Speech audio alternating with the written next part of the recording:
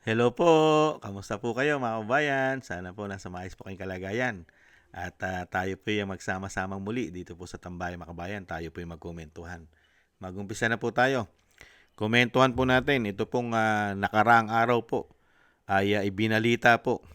Ito pong korupsyon na pilit pong tinatabunan ng binagoongang Pilipinas. Lalong-lalo po ng tinatawag po ng kanyang ate na bangag, mga kababayan. At pilit po itong kino-cover up nila, di umano. Ito pong malawak ang korupsyon ng flood control.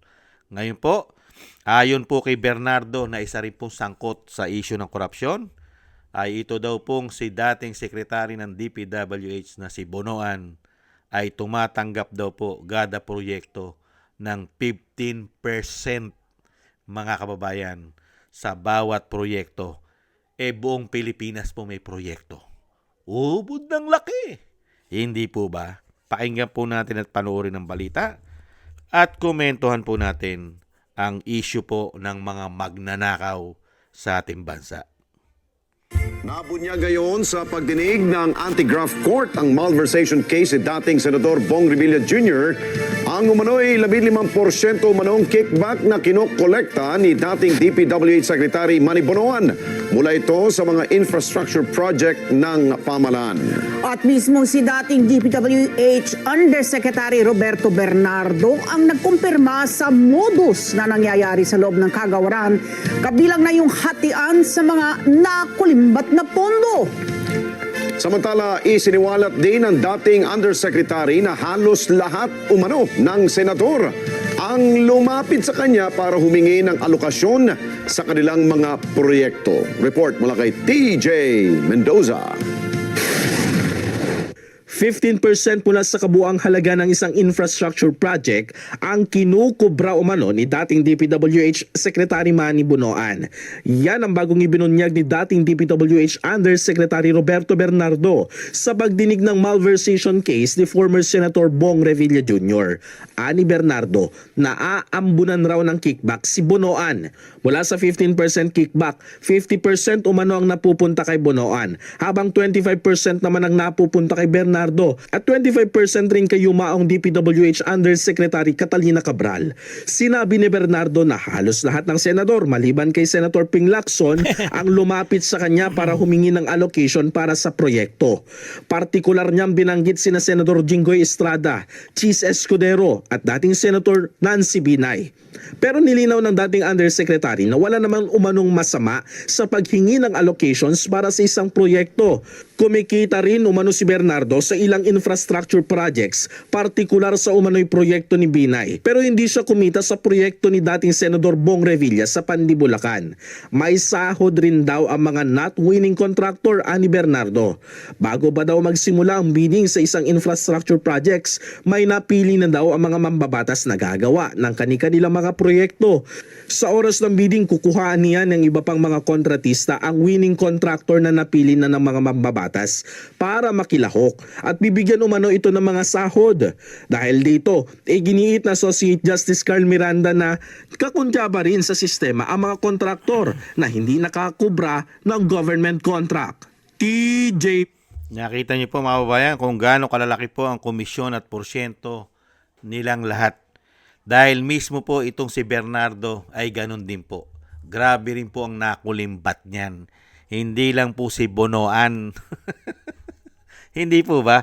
At nakapagtataka lang po kay Undersecretary, dating Undersecretary Yusek Bernardo. Mga senador po ang binanggit niya, mga kababayan. Yan pong nakakakuha po ng proyekto sa DPWH. Okay lang po yan Basta maayos. Maayos ang proyekto at hindi po nakikickback at hindi nagiging pera ang pondo ng bayan. Wala pong masama sa proyekto ng mga politiko. Ang masama kung kinukurap ng politiko yung proyekto, lalong-lalo yung pondo. Hindi po ba? At ang nakapagtataka po mga kababayan, ni wala man lang pong binanggit na lumalapit din sa kanya at humihingi po ng isang damokal na proyekto at hindi rin po niya yata pinapangalanan ang isang damokal na congressman sa House of Representatives. Hindi po ba? Kayang-kayang pangalanan ng mga senador, mga kababayan. Pero ang mga congressman, mga kababayan, ay hindi po yata nagpapangalan si Yusek Bernardo. Nakita niyo po, ang mga komisyon, yan po ang tinarabaho po ng binagoong Pilipinas sa atin. Hindi po nangyari yan sa panahon ni dating Pangulong Duterte. Hindi po makakalusot kay dating Pangulong Duterte yung mga ganyang malawakang korupsyon, kickback, magmula sa ahensya ng DPWH. Mga politiko, puro may kickback. Kaya nga po wala silang natapos na bill, better more eh. Hindi po katulad kay dating Pangulo. Nakita ng taong bayan ng isang damukal na proyektong natapos, Luzon, Visaya, Mindanao. Nakapaglinis pa ng mga babahong ilog, mabahong dagat. Hindi po ba Ilog Pasig, Manila Bay? Di po ba? Pati nga po yung napakaganda po nating pamoso na Boracay, na kilalang kilala sa buong mundo. Di po ba tourist spot, nalinis? Pero ngayon, ano po ang nililinis nila? Pera ng taong bayan ang nililinis at sinisimot nila. Hindi po ba? Nakita nyo po. Hindi po. Kaya malawakan po itong korupsyon na ito eh. Lalo-lalo po sa sinasabi ni Yusek Bernardo. Hindi pa kumakanta si Bonoan yan. Dahil totoo po lahat ng sinabi ni Saldico eh. Totoo po lahat ng sinasabi ni Saldico na grabe po ang korupsyon. Dahil sangkot po lahat. Dahil pati po ang Pangulo ng bansa ay isinangkot ni Saldico sa malawakang korupsyon. Hindi po ba? Lahat sila magmula daw sa taas. Di umano. Kaya nga po, kung ang mga senador ay nakakatanggap ng mga proyekto at may mga anomalya daw, di hamak ang mga congressman sa kanilang mga distrito. Hindi po ba? Papayag po ba ang mga congressman na ang mga contractors ay kumikita ng malaki? At papayag din ba ang mga congressman na kumikita ng malaki ang mga secretary, undersecretary, mga engineer ng DPWH, may mga kickback, komisyon, tapos mga congressman na maraming asawa, di umano, at isang damukal na anomalya, bisyo meron pa, at pagiging gahaman sa pera ang hindi masisilaw sa porsyento sa komisyon, at karamihan ay nagiging ghost project pa. Hindi po ba? Papayag ba sila na nagnanakaw yung mas mababa sa kanila?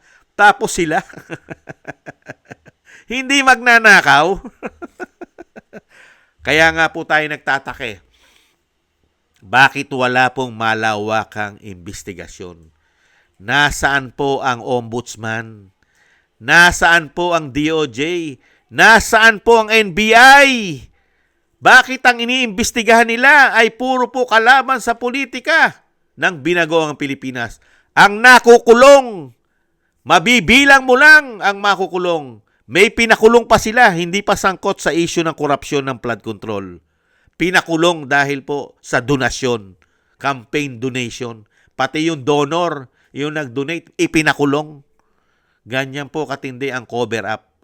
Hindi po ba? Pagka po ang korupsyon ay mapupunta sa administrasyon at mga kaalyado nito, ay napakabilis po yata nilang kino-cover up. Pero pagdating po sa mga kalabang politika, napakabilis pong ipakulong. Hindi po ba?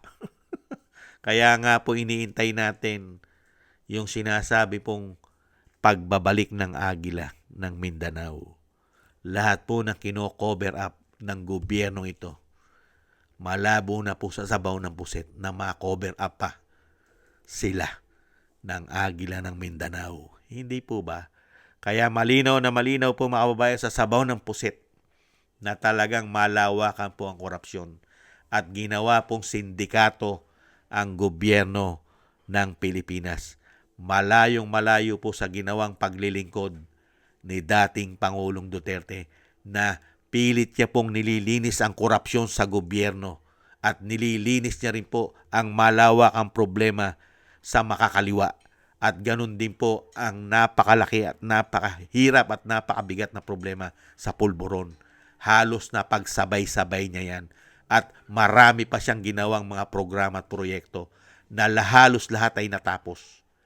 Kaya nga po, kahit anong gawin nila, hindi po nila kayang pabagsakin kahit anong paninira sa mga Duterte.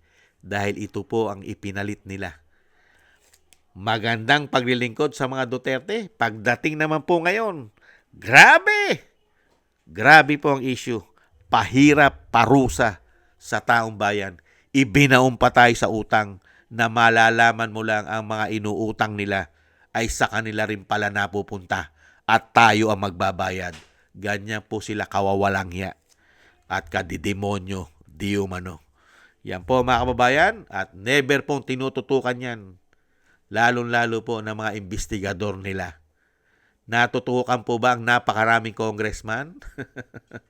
At maraming senador na sinasabi na halos lahat ng senador ay meron pong nakuha o humihingi ng sinasabing proyekto. Meron nga, lutong-luto na eh. Lutong-luto na yung kaso. Bigla pong nasunog. Wala na. Di po ba Escudero? Villanueva? At lalo-lalo po yata ang mga tulpo. Hindi kaya? Yan po mga kababayan, hanggang balita lang po ang nangyayari po sa malawakang korupsyon. Selective justice ang pinananagot. Hindi po talaga ang pinakaulo, pinakalupin, yung napakaraming pinagnanakaw. Ayaw na ayaw po nilang tumbukin. Ganyan po kasindikato ngayon, di umano ang gobyerno natin. Yan po mga kababayan na nakakalungkot at sana po dumating ang tamang panahon at mabilis po sana na ang mga taong ito ay ma-demolish na. Hindi po ba? Thank you po sa inyo mga kababayan, lalo-lalo po sa nakagusto po ng Tambayan mga kabayan sa YouTube at TikTok. At ganun din po sa inyo pong mga nagko-comment, like, share, subscribe at patuloy po nagsusubscribe. Maraming salamat po, shoutout po sa inyo lahat. At thank you rin po at shoutout din po sa nagbibigay po ng tulong at biyaya. Shoutout po kay Eric Hershaw from Canada. Kay Jem Aris from United Arab Emirates. Jovelyn Watanabe from Japan. Ako si Pilam, Ani Jo. Kay Mary Natividad Blinden from Netherlands. Gayat China. Tatay Nick from Toronto, Canada. Jesus Valdepena, Rolando Guerrero. Mila Yi, Felipe Shapno from Texas, USA. Ma'am Elby Shermani from North Miami, Florida, USA. Mika Ligaspi, Frank Zamora, Romulo de Vinagracia from Bacolod City, Kingston from Hong Kong, Jake Yahut from California, USA, Gina Ray from Berlin, Germany, Julieta Silona from Sydney, Australia, at Baby Roman Ate Isa from Cagayan Valley. Maraming salamat po. Ingat-ingat po kayo. At tiis-tiis lang po din kayo mga kabayan. At God bless po sa inyo lahat. Thank you po. At ganun din po mga kabayan, tayo po'y magdoble ingat at magtiis muna. Kailangan po natin magtiis. Muli po, paalam. Bye-bye.